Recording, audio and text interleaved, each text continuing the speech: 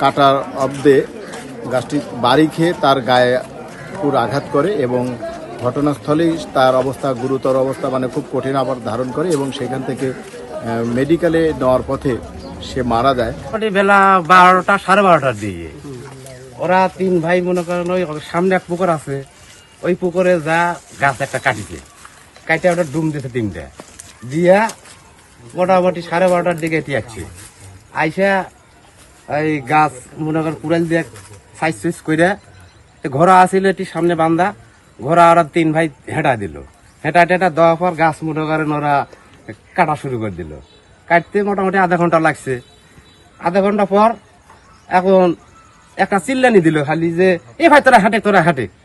এখন আমি সামনে আসি, এখন দেখেছি যে গাছ মার করে গাছ পড়ছে, বুঝতে পারছেন? একটা শব্দ হচ্ছে, গাছ যখন পড়তে লাগে একটা শব্দ হয়।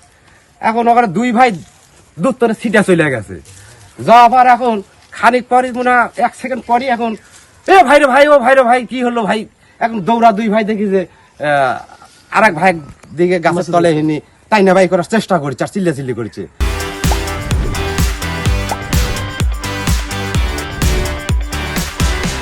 আরে সামনে এনে দৌড়া আসলাম, আইসা এখন দেখি হ্যাঁ এখন পা তলে পড়ে গেছে ওই গাছের।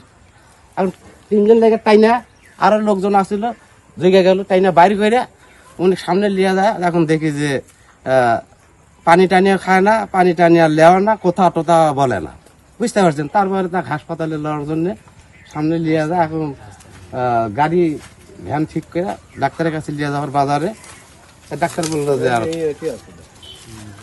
নাইকে যান নাইকে, তবু আপনারা লিয়ে যান, সিংড়া লিয়ে যান। এখন মনে করেন সিংড়া লিয়ে গেছে, তার আল্লাহ মৃত্যুবরণ করছে।